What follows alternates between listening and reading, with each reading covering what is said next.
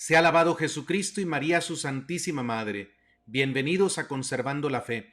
El día de hoy tenemos un programa muy interesante. Vamos a hablar de las apariciones marianas más importantes de los últimos 200 años y de cómo ese mensaje de la Virgen María sigue siendo actual y urgente para todos nosotros. Tenemos un invitado especial, el señor Javier Reyes Heral, a quien vamos a recibir en un momento más. Así es que les invito a que se queden con nosotros en este programa que será interesantísimo, porque vamos a hablar temas que no vienen de nosotros, ni del entrevistador, ni del entrevistado, sino vamos a hablar de temas que vienen de la misma Madre de Dios que nos ama a todos como sus hijos y que quiere que sus hijos podamos entender los tiempos que estamos viviendo y sepamos también cómo responderle a Dios en estos tiempos que nos toca vivir.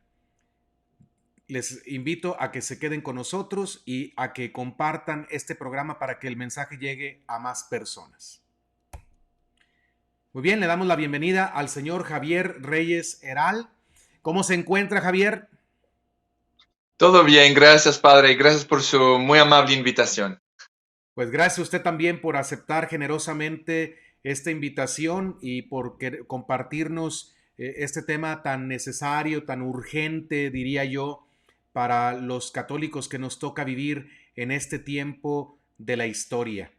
Eh, Quisiera que comenzáramos encomendándonos a Dios para que Él nos ilumine en este programa, para que lo que aquí vamos a transmitir sea un mensaje con responsabilidad en el contexto de la fe católica, para que Dios nos dé las palabras adecuadas y también para que nuestra audiencia pueda tener un corazón abierto, una inteligencia abierta a lo que el Espíritu Santo quiera hacer a través de este programa.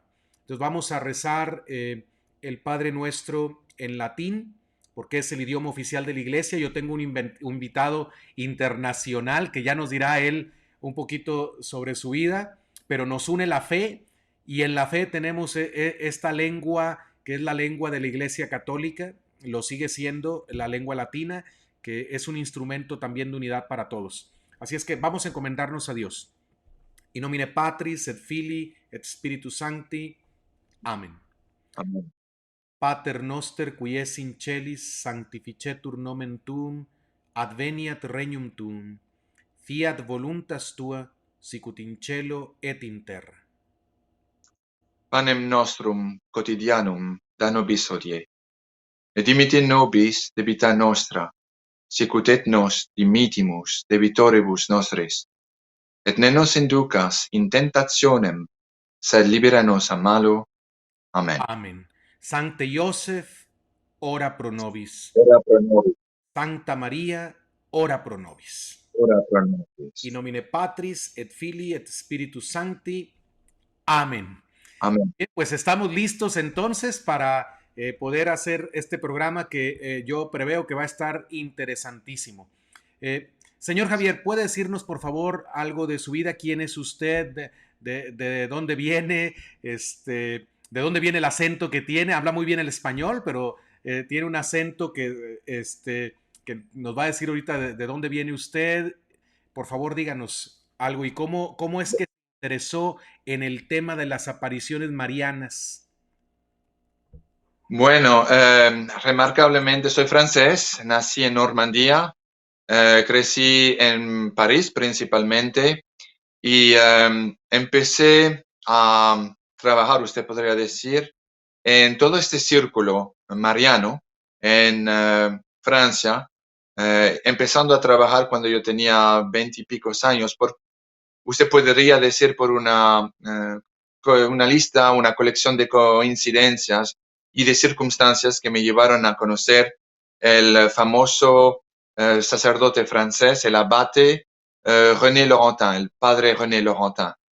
El padre René Laurentin lucía mucho a Jacques Cousteau.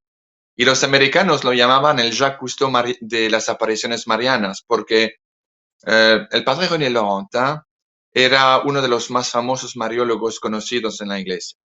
Para darle un poco una idea, cada vez que había un supuesto lugar de aparición en el mundo, el arzobispo o el obispo local siempre lo invitaba a venir para hacer estudios teólogos y científicos, ¿no? Padre Laurentin ha sido instrumental, o para no decir la piedra angular, del proceso de recognición del lugar de aparición en San Nicolás, en Argentina, ¿no? También ha sido la piedra angular, por requerimiento del obispo, su excelencia Pío Bello Ricardo de Betania, en Venezuela, y el padre Laurentin en sus investigaciones han sido instrumentales para la recognición de las apariciones de María Esperanza Bianchini en Betania, Venezuela. Igual con las apariciones de Quivejo, formalmente reconocidas por el obispo local. Igual por las apariciones de Soufanié en Siria. El padre Laurentin es famosísimo también por haber escrito una librería de libros marianos, particularmente, por ejemplo, los de La Rue du Bac, de Catherine Labouré, lo que en España ustedes españoles llaman la medalla milagrosa. Lourdes, La Salette. La Salette ha sido para él un calvario, y les voy a explicar por qué. Pero lo escribió, y ha sido el primero defensor de las apariciones de Medjugorje. Yo sé que hay mucha controversia con las apariciones de Medjugorje, pero en este libro que escribí, traducí del español, perdón, del francés al inglés, una carta que dio su total y completa explicación de la situación, que en efecto viene de una pelea política entre el arzobispo de Mostar, que al empiezo creía en los videntes, y la orden franciscana, que estaba protegiendo y apoyando a los niños de Medjugorje. Entonces, por unas circunstancias como le expliqué, la voluntad de Dios me llevó a mí, inicialmente a mi hermano, hacia el padre Laurentin para un caso particular. Y así nos hemos hecho amigos con el padre Laurentin. Yo era un jovencito de apenas 26, 25, 26 años, pero trabajé con él por unos años. Nos hablábamos, si no cada semana, al empiezo por lo menos cada 2 semanas, y después cada mes, hasta que finalmente se volvió ciego, su trabajo se terminó y se murió, infortunadamente, a la pena de tantos colaboradores en 2017. Entonces, desde ese tiempo, yo trabajando en un caso en particular, escribí en Francia un libro que se llamaba Un message d'amour, un mensaje de amor, que después me habían pedido de traducir a una casa de edición italiana. Secno Ediciones se acercó a mí para ver si podían traducirlos en italiano, y después una casa de Suiza, Stella Maris, me lo tradujo en alemán, y lo hemos propagado en una cantidad industrial de países, en África, en Francia, Norteamérica, hasta Polinesia. Y he escuchado aún que hay un sacerdote basiliano en Nagasaki que de su propio mérito lo tradujo en japonés. Y también lo hicieron en croata, lo que me encantó para ellos, estoy encantado. Y eso, desde ese tiempo yo me dediqué unos años de mi vida a ese tipo de cosas, ¿no? Y después de un tiempo empecé a vivir mi vida nuevamente, me casé, he tenido 2 pequeños niños francoamericanos que adoro profundamente. Tengo una familia no sé cómo decir merci al cielo, ¿no? Pero al final la pólvora, como se dice, como ustedes españoles dicen, se encendió, y llegué a la conclusión con la referencia de mi esposa. Mi esposa me estaba aconsejando de por qué no escribir un libro y volver en eso, ya que es algo que me apasionaba tanto.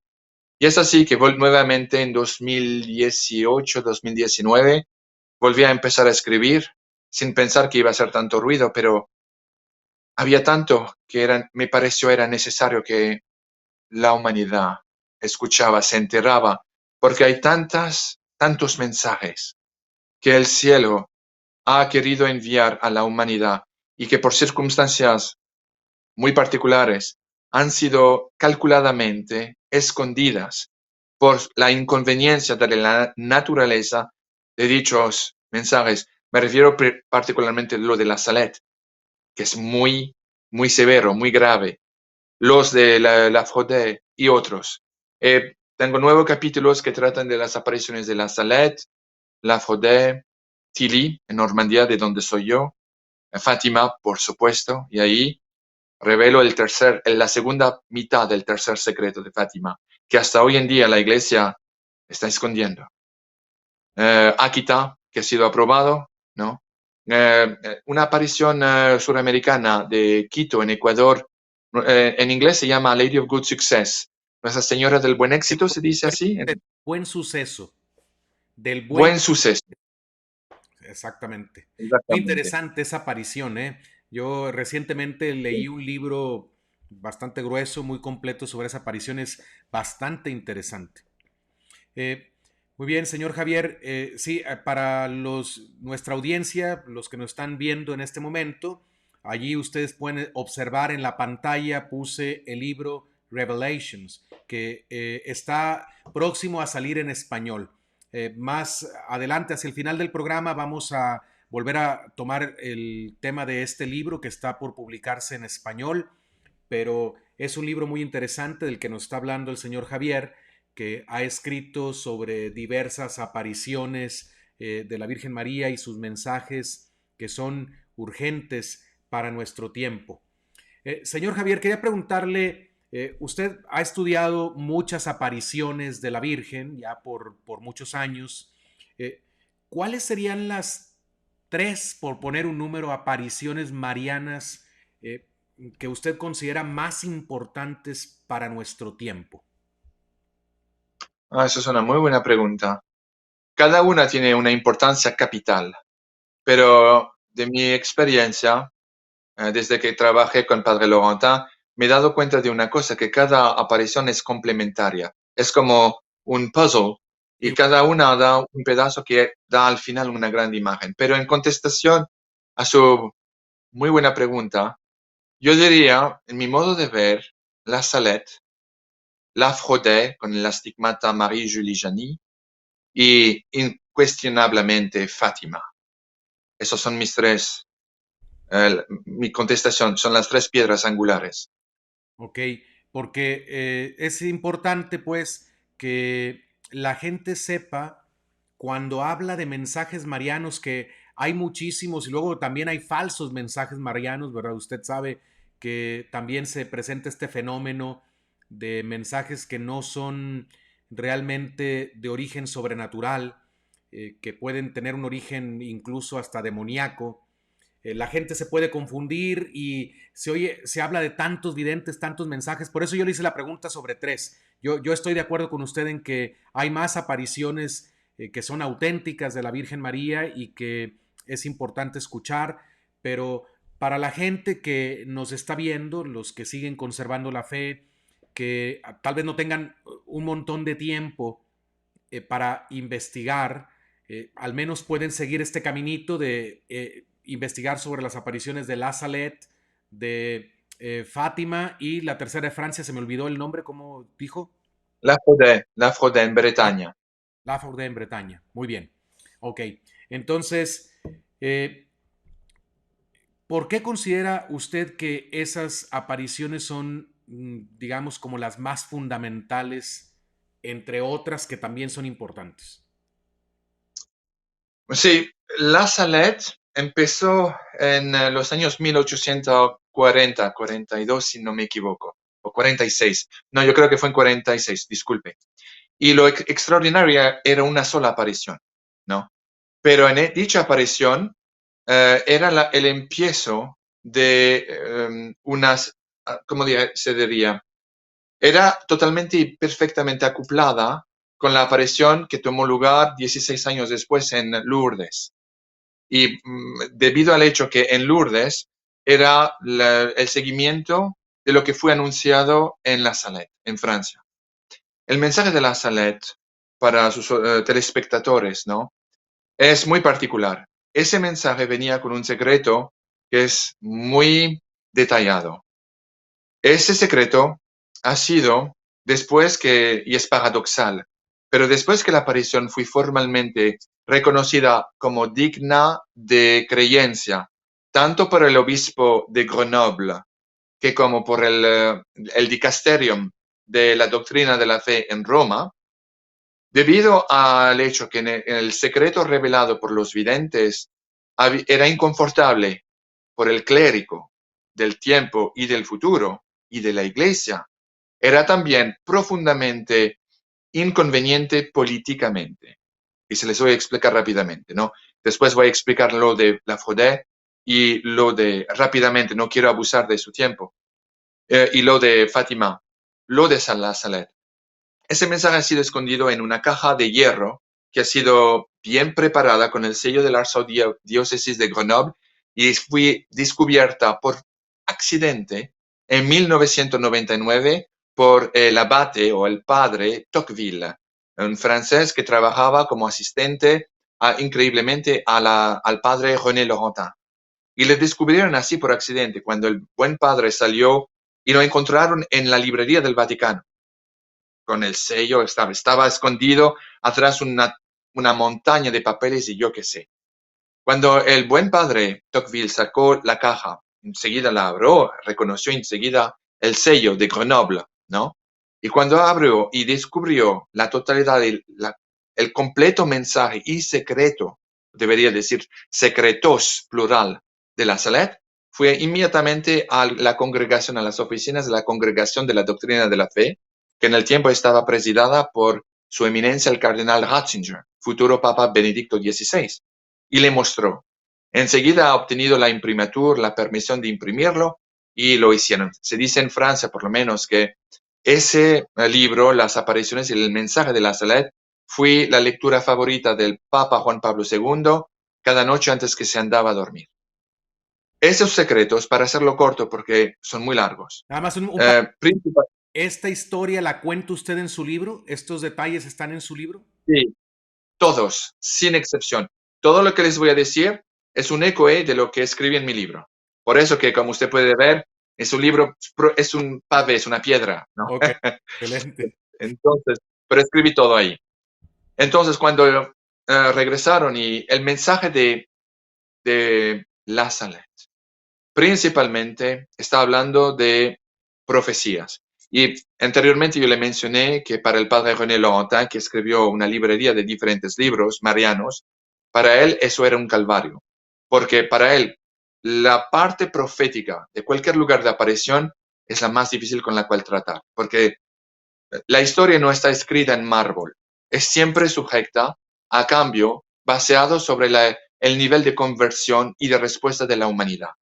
Por eso que el padre Laurentin tenía horror, un profundo horror de trabajar con las profecías anunciadas por las apariciones. Infortunadamente por él, 85% del mensaje de la Salet es pura profecía.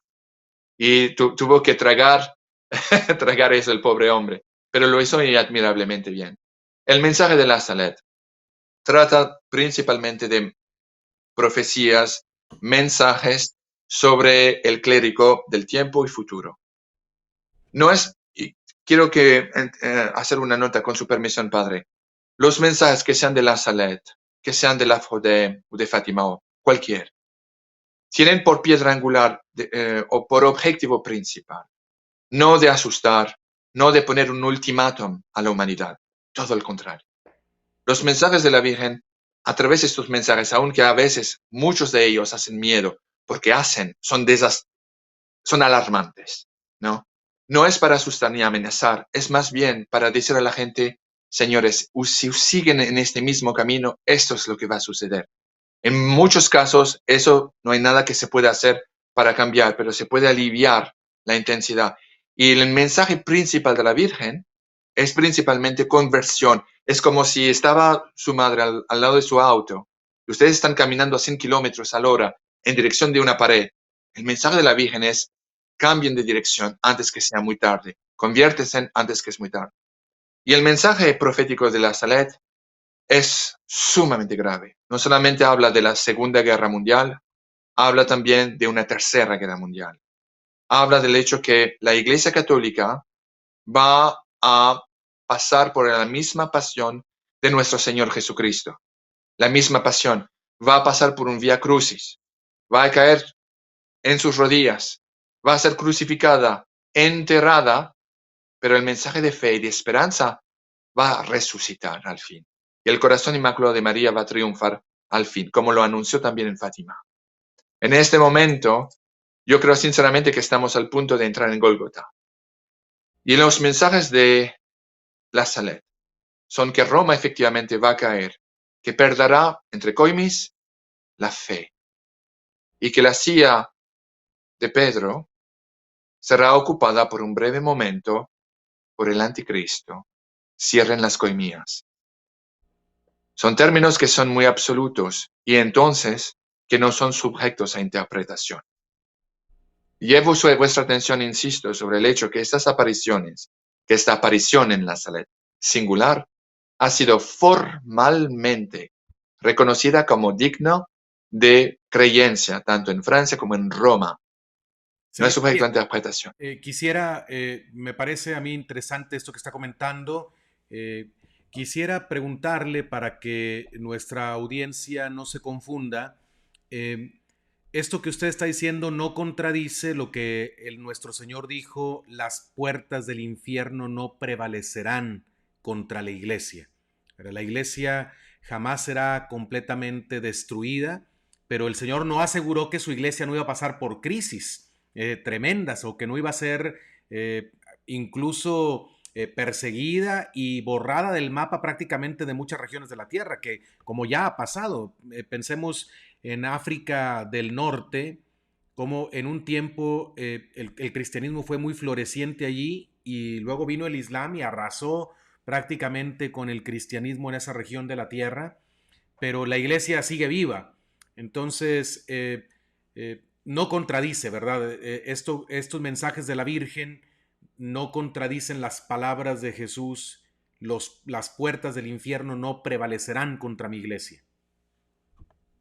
Excelente punto. No, primero, y voy a entrar en detalle en el asunto. Si hubiera cualquier tipo de contradicción, nunca, al gran nunca, hubieran aprobado eso, tanto en Grenoble como en Roma. Pero usted tiene toda la razón. Eh, pero la iglesia es usted, padre. Soy yo. Son mis dos pequeños francoamericanos mapuches aquí, que son mis niños, ¿no? Son los que están escuchando y mirando este show, esta entrevista. Eso es la Iglesia católica, romana y apostólica. Lo de Roma es una jerarquía.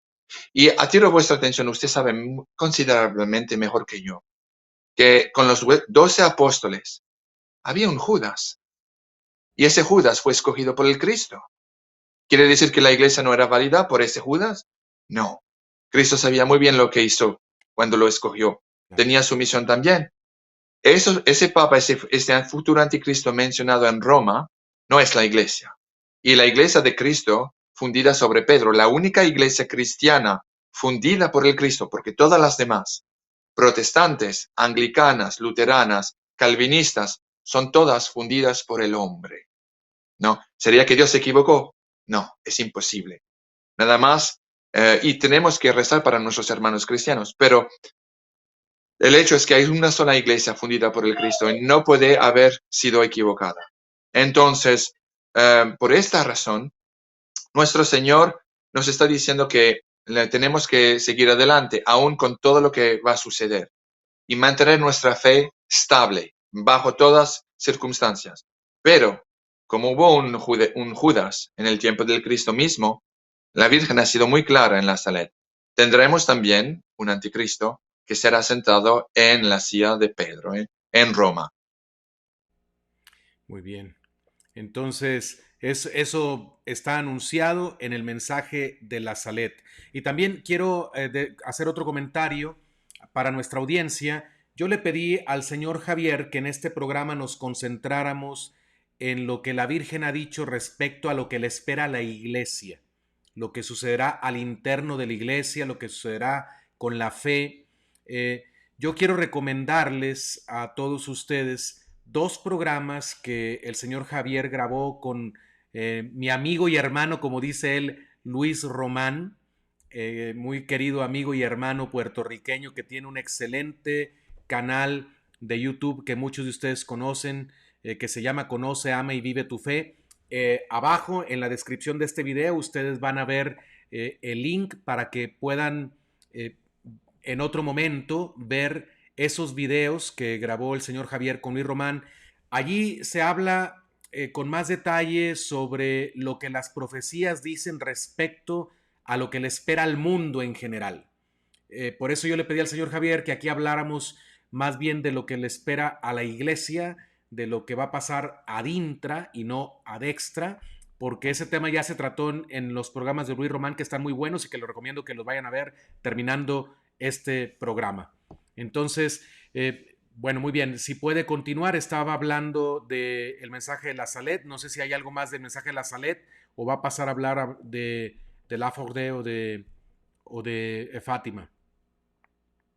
Sí, el mensaje de la Salette es muy detallado también, habla también de la Tercera Guerra Mundial, de la destrucción de París, de Marseille, y de lo que va a suceder. Pero para concentrarnos en el futuro de la Iglesia Católica, ahora voy a pasar con su permisión a la Frodé.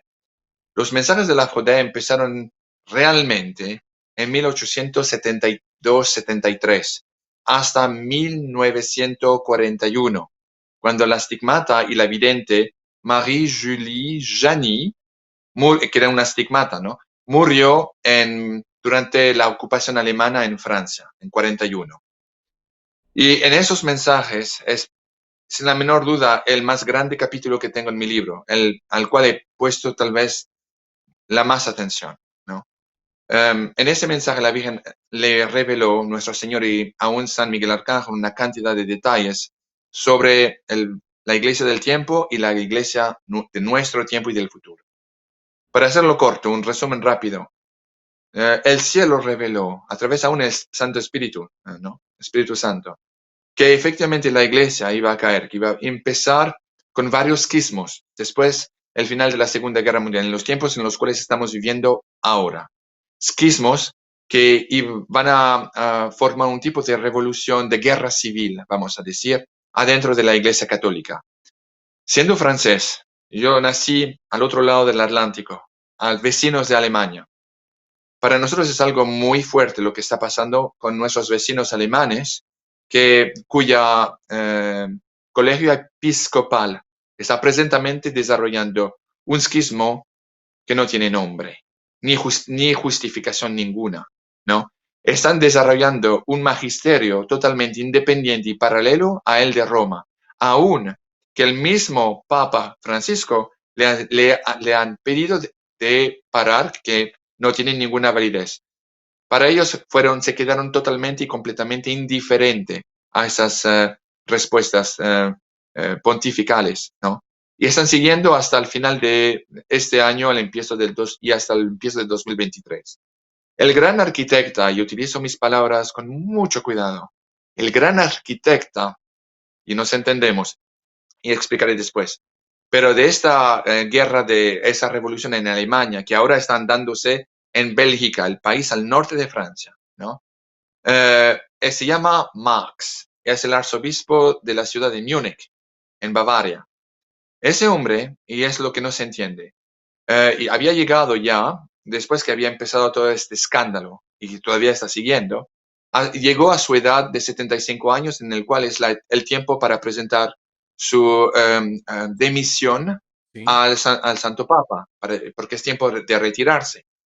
El Papa Francisco, sabiendo que ese hombre se está desatándose de la autoridad suprema pontifical de Roma, no aceptó su resignación y lo pidió de quedarse no solamente el arzobispo de Múnich, pero de seguir adelante como presidente del colegio episcopal alemán. En Francia tenemos una expresión, yo no sé si en España o en México, perdón, ustedes utilizan la misma expresión. Se dice que hay a veces unos bomberos que son piromaniac, ¿no? O sea, ser bombero y a la vez piromaniac, la persona que echa el fuego. Era una oportunidad de oro para terminar con ese. Y seguramente iba a ser reemplazado. Pero ¿por qué echar más aceite en un fuego? Y un fuego que es además abominable. Sin embargo, tenemos que rezar para el Papa. No, es una cosa de criticar, pero no de condenar. Bueno, quiero No, decir es algo, muy importante. señor Javier, si me permite Perdón. decir algo para nuestra audiencia. Lo que el señor Javier está diciendo es verdad. Eso está pasando en Alemania. Alemania tiene un camino sinodal, que esperemos que este camino sinodal que estamos viviendo en toda la iglesia no siga el modelo alemán, porque sería un desastre, pero con el pretexto de un camino sinodal en Alemania están tratando de normalizar doctrinas que son totalmente opuestas a la doctrina católica, como normalizar la homosexualidad, como acabar con la jerarquía de la iglesia como Cristo la instituyó. Eso se está volviendo una especie de democracia eclesial, pero Cristo no hizo una iglesia democrática y el poder en la iglesia no viene de abajo, viene de arriba. Quien tiene autoridad en la iglesia la recibe de Dios, no la recibe de los hombres. Por eso el que guía la iglesia, quien quiera que sea en los diferentes niveles, tiene que hacerlo según Dios, no según los hombres. En este programa no hablamos mucho de noticias, hablamos más de doctrina. Por eso no tengo yo programas hechos sobre este tema de lo que está pasando en Alemania, pero es verdad lo que está diciendo el señor Javier. Los obispos alemanes, un buen número de ellos, creo yo que podemos decir la absoluta mayoría, se está rebelando contra la doctrina católica, sobre todo en lo que se refiere a la moral sexual. Y están negando en la práctica la doctrina de los sacramentos, como del matrimonio, de la confesión, también de la penitencia, que tiene que ver con las condiciones para absolver una persona, de lo que la iglesia siempre ha puesto como condiciones para recibir dignamente la Sagrada Eucaristía, etcétera. Entonces, está siendo un verdadero desastre. Y esto lo pueden ustedes consultar, esto es público, esto es del dominio público.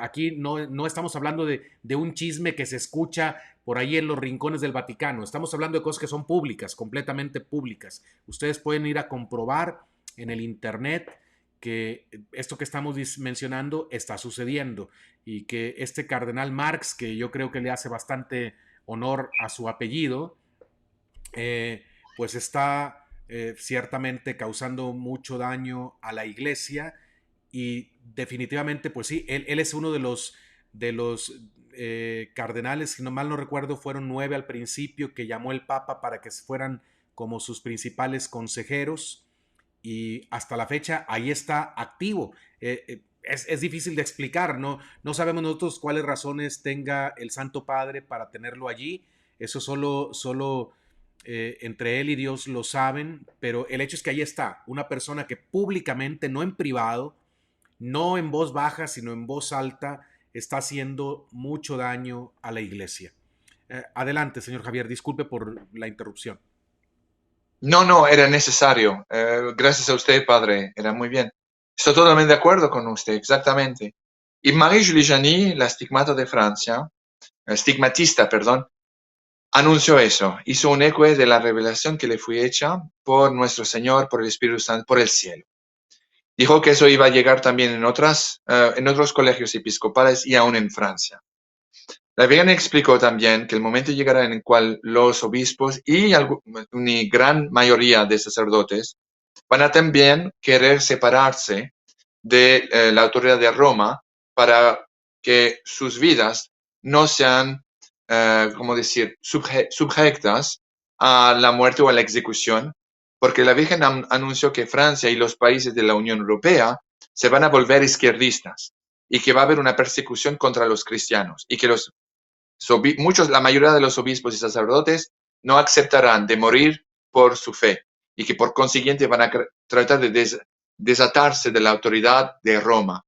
A la vez, la Virgen explicó en Nuestro Señor que efectivamente llegará el tiempo en el cual una nueva liturgia iba a llegar, cuyas palabras iban a ser profundamente abominables en los ojos y oídos de nuestro Señor. La primera pregunta que me han hecho cuando escribí eso y cuando hablé del asunto es, ¿sería el Novus Ordo del Vaticano II?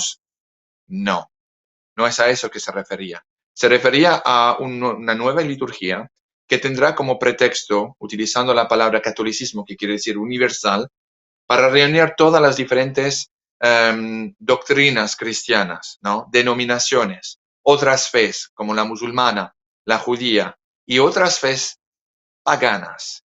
Hemos visto el sínodo amazónico que ocurrió en 2019, Recientemente el Papa fue a Canadá, a Quebec y en otras regiones de Canadá para hablar con los indios, escuchando una ceremonia no cristiana, pagana, ¿no? Que no creen en el mismo Dios que nosotros y participando. Participar en una cosa de ese tipo es una forma de colaboración. El otro día yo estaba hablando con el reverendo Padre Enzo relativo al hecho que yo como francés vengo de un país que ha vivido la humillación de 4 años de ocupación bajo los alemanes. Durante ese tiempo ha habido un caso fuerte, y no solamente en Francia, en toda Europa ocupada, de colaboración con los alemanes, con los nazis. Estamos viviendo hoy algo muy similar, ¿no? En el cual callarse, en el cual siguiendo participando, sonriendo, en frente de lo injustificable, es una forma silenciosa de colaboración. No quiere decir que tenemos que rebeldarnos, absolutamente no. Tenemos que obedecer y demostrar un mínimo de respeto, sin la menor duda. Pero hay una diferencia entre rebelión y oposición respetuosa, ¿no? Yo me declaro abiertamente en oposición con muchos de los temas hoy que la Iglesia está clamando o discutiendo o propagando. Sin embargo, Marie-Julie Jany dijo que efectivamente el momento llegará en el cual muchas diferentes denominaciones se juntarán con la Iglesia Católica para tratar de reunir bajo el pretexto de la fraternidad humana, rezando al mismo Dios, esa misma liturgia, en la cual la consagración de esa Eucaristía no será válida. Ahora, ¿qué quiere decir eso? He visto también, soy caballero de Colón, entre paréntesis, y uno de los caballeros que trabajan conmigo me mostró, no sé cómo se dice en buen castellano, y les pido perdón por mi español de cocina, pero un Pauls, ¿cómo se dice Pauls en español, mon père? ¿Cómo? Eh, es un estudio que piden Ah, ok, una a la encuesta, gente, encuesta, encuesta. encuesta, exactamente, perdón, gracias padre. Bueno, esa encuesta demostró que de los católicos que van a la misa a recibir la comunión, 66% creen solamente que la Santa Eucaristía es nada más que un símbolo de recordación, de recuerdo de la última cena, pero que no en ninguna manera es el cuerpo del Cristo. Solamente un tercer de los católicos que van a la Santa Misa reconocen que la Santa Eucaristía es efectivamente el cuerpo y la sangre, el alma y la divinidad de nuestro Señor Jesucristo. Vosotros en México, extraordinariamente, recientemente han tenido un milagro eucarístico, yo creo, en Guadalajara, que ha hecho todo alrededor del planeta esa Santa Eucaristía que empezó a latear como un Sí, corazón. sí.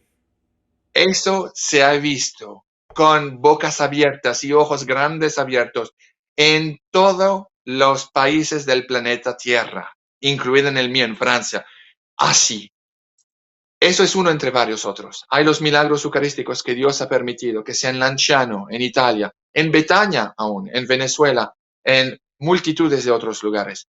Y el mensaje es siempre el mismo, siempre con fibras de corazón humano, siempre lateando como un corazón humano. Hay que ser ciego para no darse cuenta que Dios permite este tipo de sensacionalismo para transmitir un mensaje, que cada vez que ustedes reciben el cuerpo, o sea, la Eucaristía, reciben literalmente el corazón amante de nuestro Señor Jesucristo. Puedo ya escuchar, adivinar mucha gente que dice, sí, pero todo ese sensacionalismo, yo no necesito eso para creer. Seguramente ustedes tienen razón. Sin embargo, hay gente que lo necesita. Sería tal vez, o mejor dicho, no sería que el Cristo, que nuestro Señor, utilizó también sensacionalismo cuando vivía en esta tierra. ¿Qué hay más sensacionalista que de nacer de una virgen? ¿Qué hay más sensacionalista que caminar sobre las aguas? Que resucitar a muertos, multiplicar panes y peces para los hambrientos, para hacer los ciegos ver, para ser crucificado, siguiendo amando de todo su corazón a los que lo crucificó. ¿Qué hay más de sensacionalista que de resucitar 3 días después que fue crucificado? Era una necesidad que Cristo conocía y era necesaria.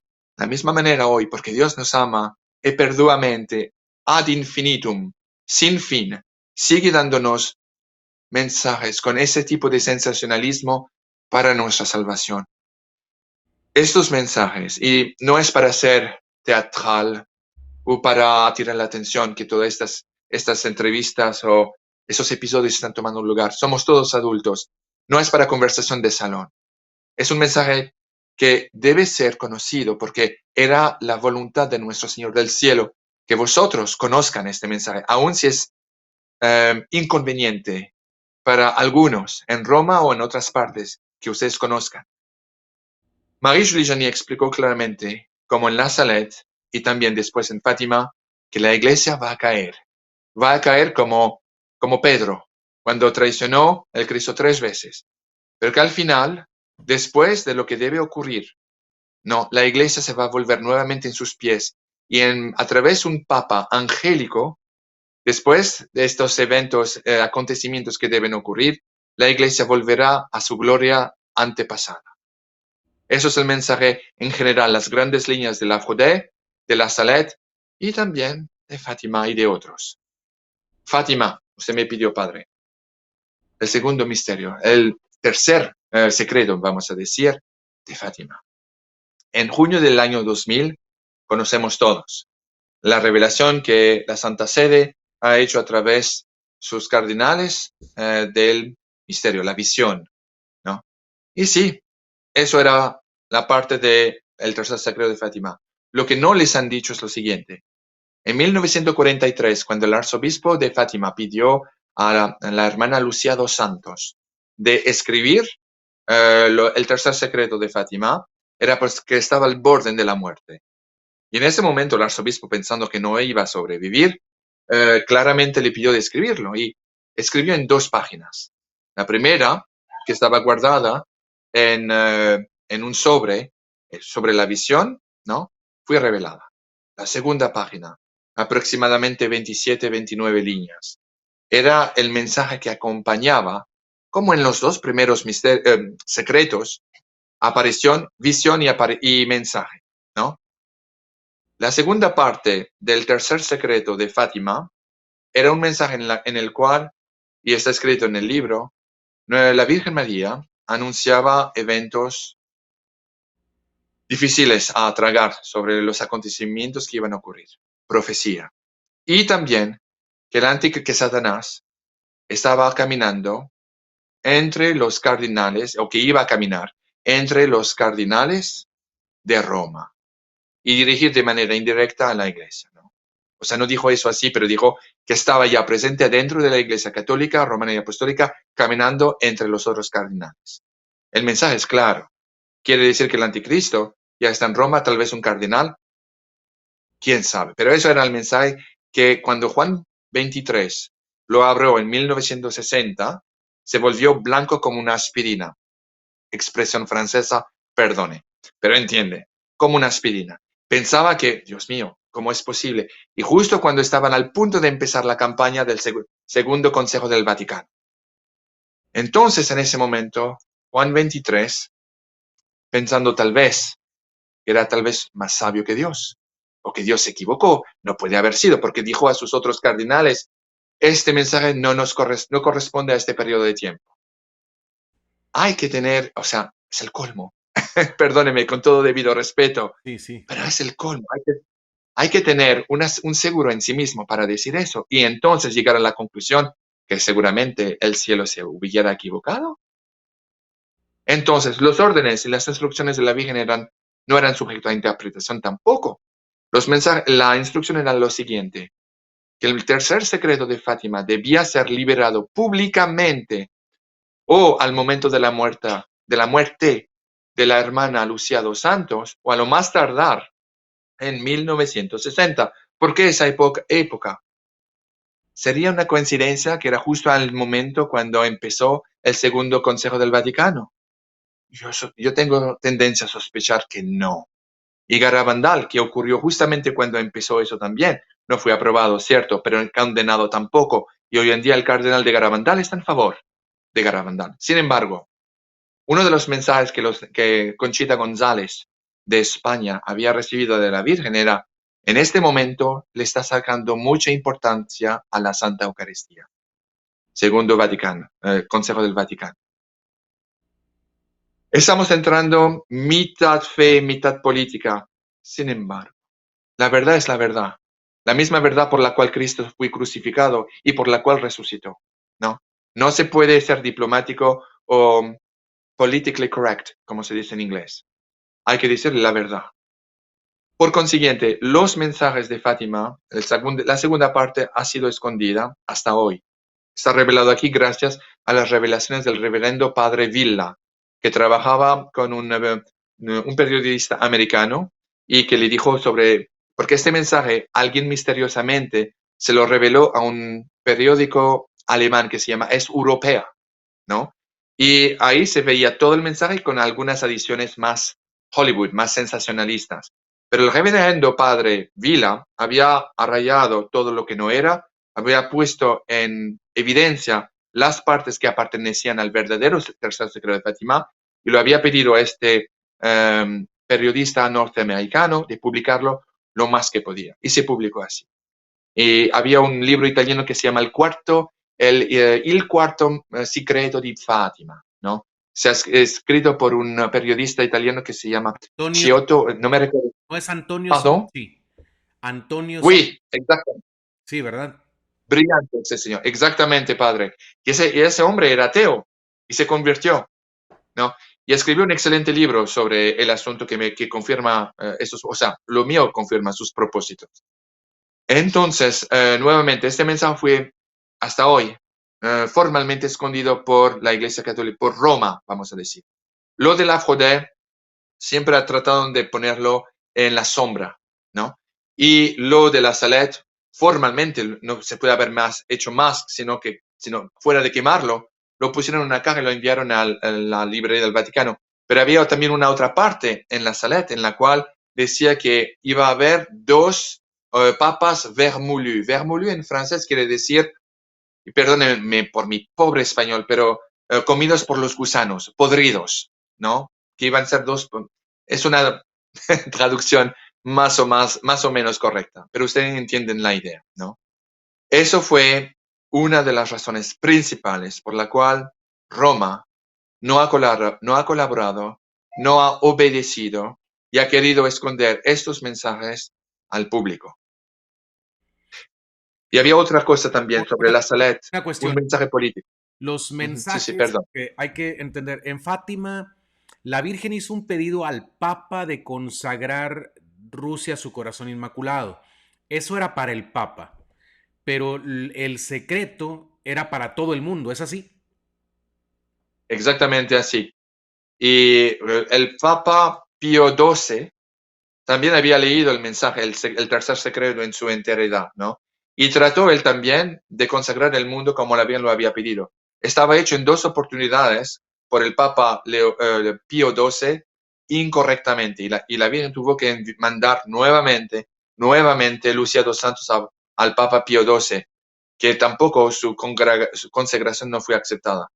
En 1982, si no me equivoco, la consagración por el Papa Juan Pablo II tampoco fue hecha, pero eh, y han mentido, y les voy a explicar. Dijeron después que esa consagración había sido, que Lucía dos Santos había dicho que esa consagración fue aceptada por el cielo. Por otras partes indirectas, parece que Lucía dos Santos nunca dijo eso. Por dos razones. Primero, porque el Papa, aunque quería mencionar Rusia por nombre, no lo dejaron hacerlo. Y quería hacerlo y no lo dejaron hacer. Y además, aunque pidió a todos los obispos del mundo de juntarse a él, parece que el pedido no ha sido correctamente enviado a todos los obispos y no todos los obispos se unieron al Papa Juan Pablo II. Ahora, últimamente yo sé que Francisco consagró y pidió a que todos los obispos se unieran a él. Sería que a este momento del tiempo de nuestra historia hubiera sido aceptado por el cielo. La verdad, no sé, no soy autoridad de decirlo sí o no. Pero ahí estamos, ahí es la razón por Yo creo que qué Roma. tendríamos que esperar los acontecimientos futuros, si se cumple lo que la Virgen dijo que sucedería después de la consagración de Rusia, que sería la conversión de Rusia vendría al mundo la época de paz. Si eso se cumple, creo que podremos decir que fue aceptada por el cielo.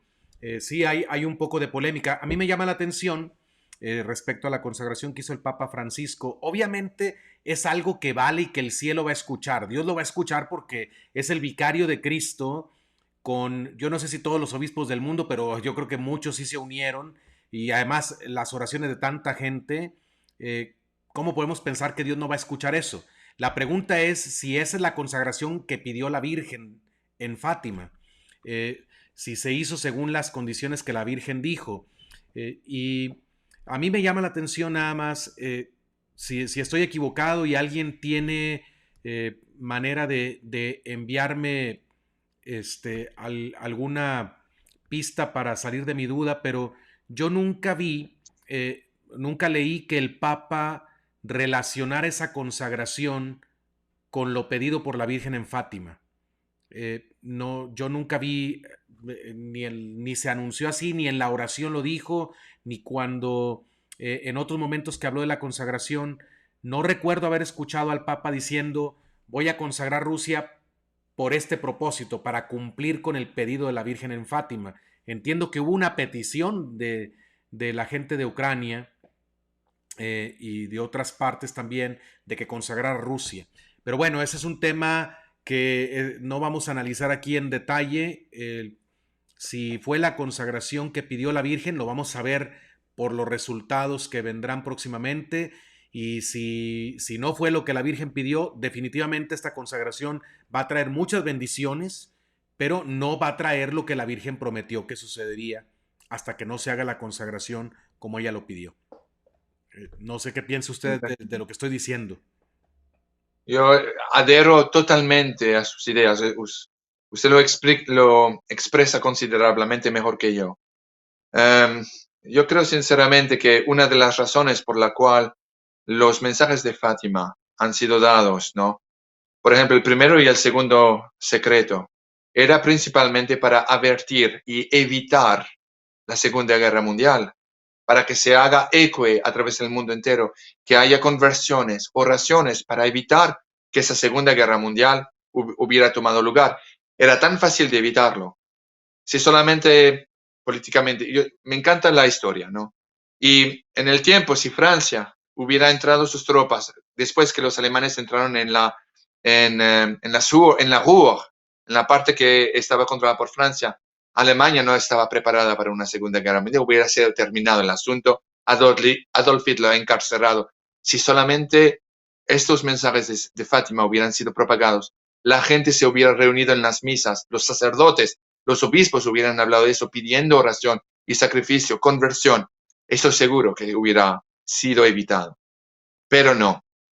Todo eso pareció tal vez un poco sensacionalista, teatral para muchos prelatos y el mensaje no fue propagado correctamente.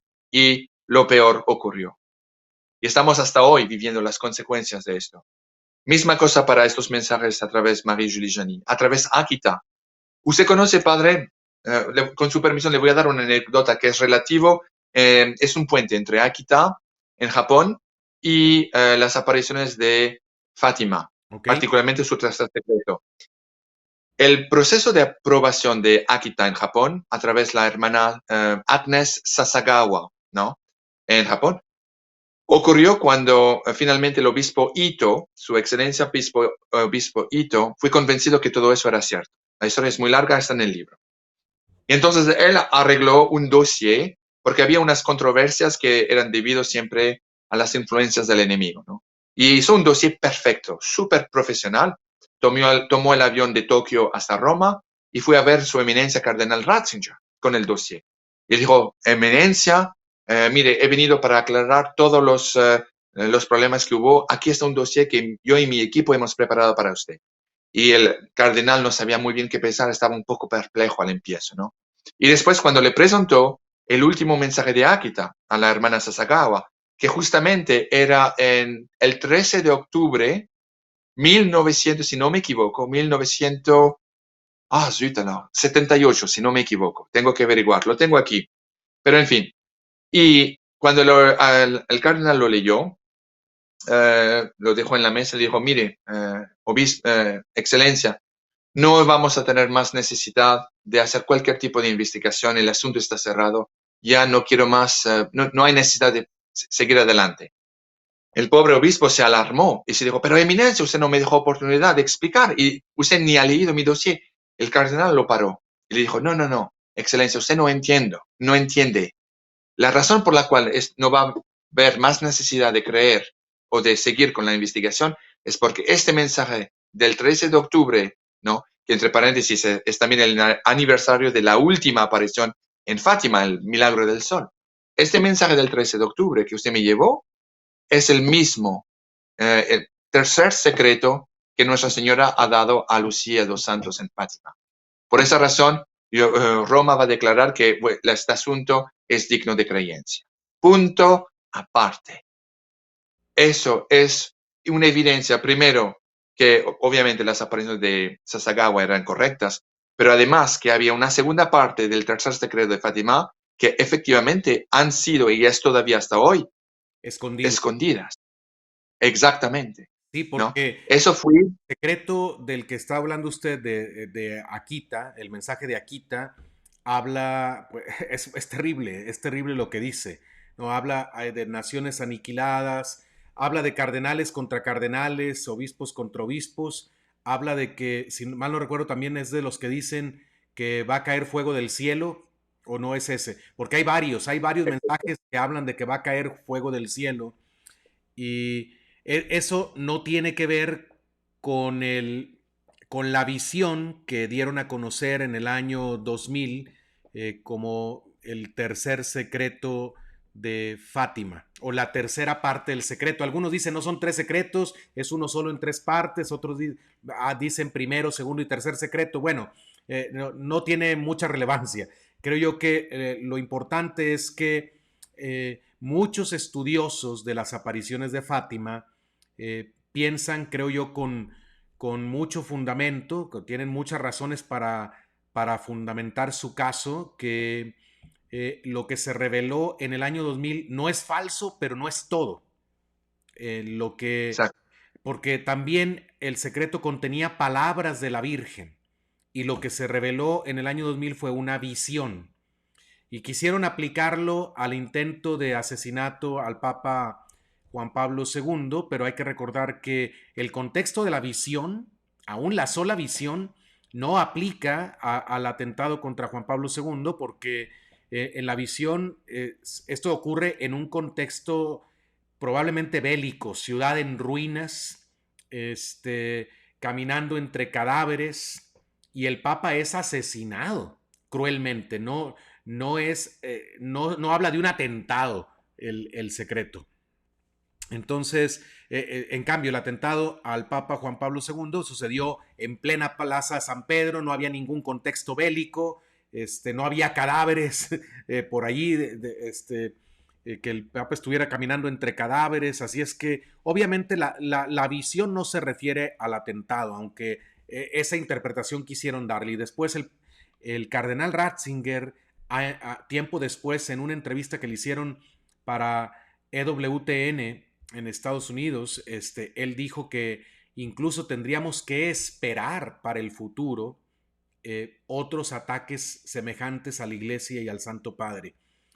Pero bueno, es todo un tema también, el porque, que yo creo, me parece a mí muy bien fundamentado por parte de los estudiosos de Fátima para poner en cuestión que no se reveló todo el secreto, el tercer secreto, la tercera parte del secreto de Fátima. Pero entonces, lo que usted está diciendo es que cuando el cardenal Ratzinger escuchó lo que había dicho la Virgen en Akita, él que sí conocía todo el secreto tercero de Fátima, él lo relacionó, él dijo, esto es lo mismo.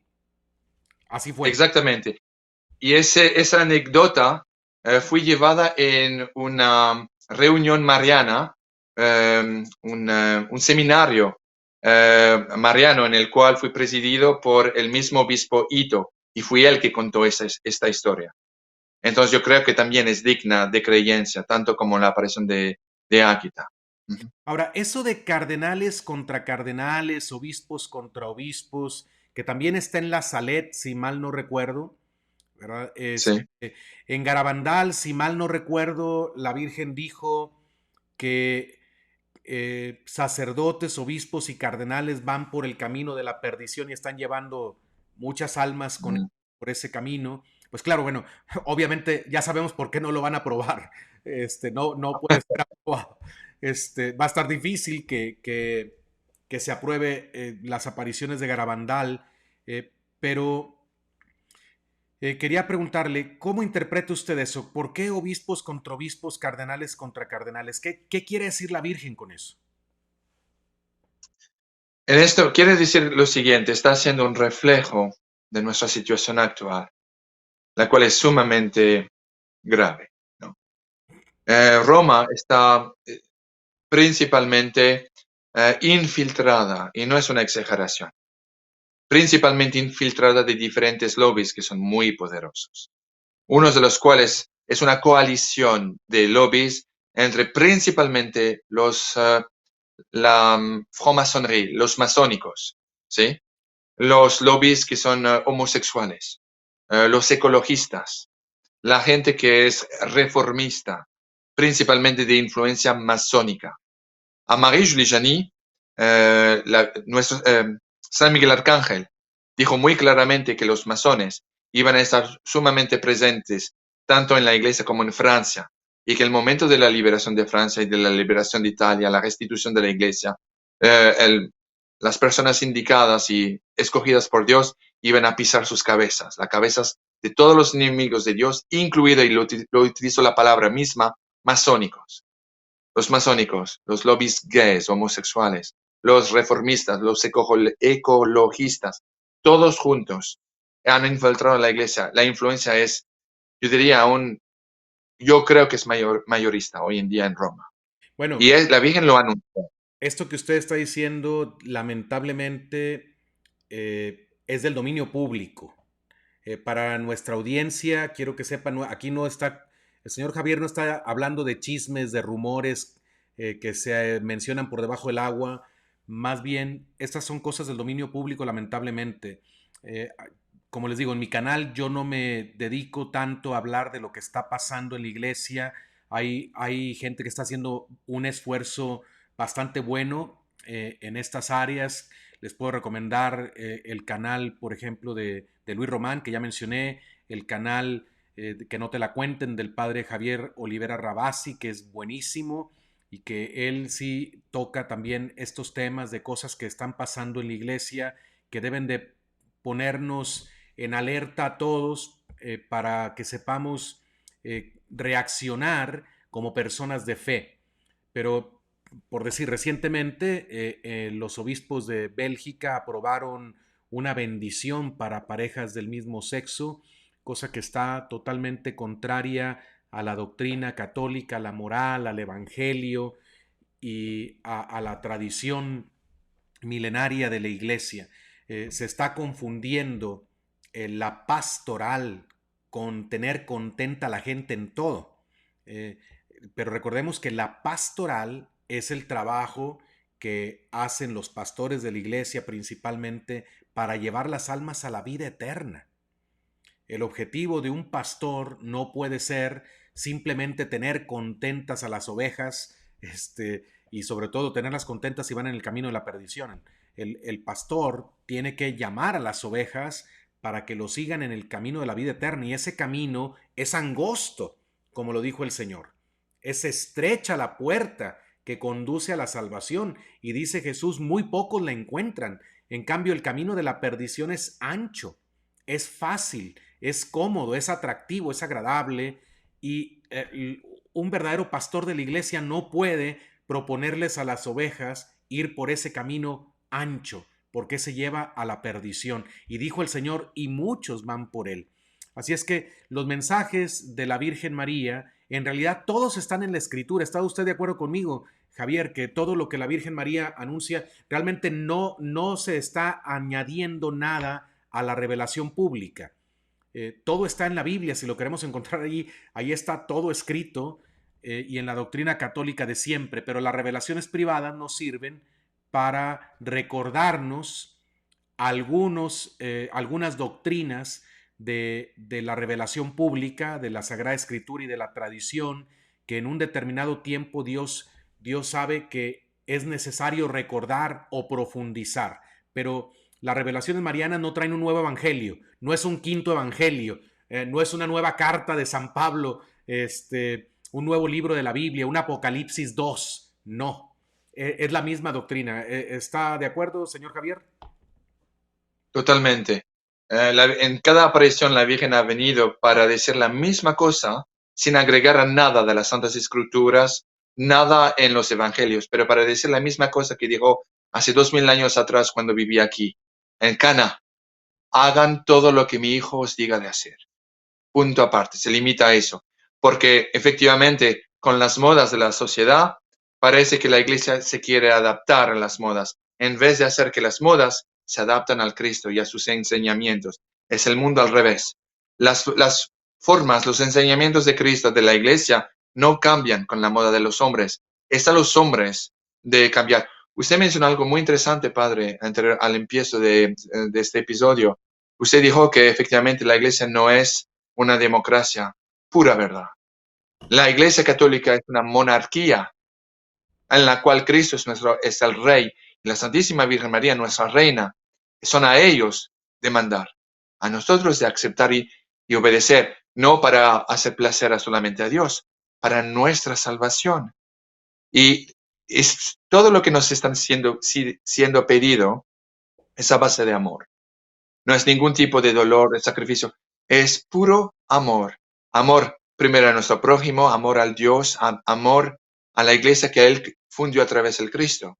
Esos son los mensajes, entre otras cosas, de la Virgen del cielo a través de su primera mensajera, la Santísima Virgen María. Muy bien. Señor Javier, le voy a hacer la siguiente pregunta, pero ya no va a haber tiempo que me la conteste. Vamos a tener que hacer una segunda parte, pero para que la Vale. gente se quede picada, como decimos aquí en México, eh, quiero preguntarle sobre qué cosas deben estar atentos los católicos respecto a lo que está sucediendo dentro de la iglesia. ¿A qué cosas deben de poner atención? Esa es la siguiente pregunta, pero se la haré al inicio de la segunda parte de esta entrevista tan interesante. Por ahora le agradezco mucho el tiempo que nos ha dado. Gracias de verdad por su generosidad, por compartirnos de lo que usted ha estudiado ya por muchos años. ¿Y qué le parece si rezamos un Ave María para que a través de ella le demos gracias a Dios y nos encomendemos a ella en estos tiempos tan críticos que estamos viviendo, pero sabemos que su corazón inmaculado triunfará? Por eso hay esperanza. Y si estamos refugiados en el corazón de María, no hay nada que temer. No debemos vivir con espanto, debemos vivir con esperanza, con alegría incluso, podríamos decir nosotros, porque Jesucristo dijo, estén alegres. Se lo repito, estén alegres. Bien, vamos a darle gracias a Dios y por medio de la Santísima Virgen María. In nomine Patris et Filii et Spiritus Sancti. Amén. Ave Amén. Maria, gratia plena Dominus tecum, benedicta tu in mulieribus et benedictus fructus ventris tui, Iesus. Sancta Maria, Mater Dei, ora pro nobis peccatoribus, nunc et in hora mortis nostre. Amén. Amén. In nomine Patris et Filii et Spiritus Sancti. Amén. Pues Amén. muchas gracias, señor Javier. Gracias de verdad y nos vemos muy pronto. Dios lo bendiga. Gracias, Padre.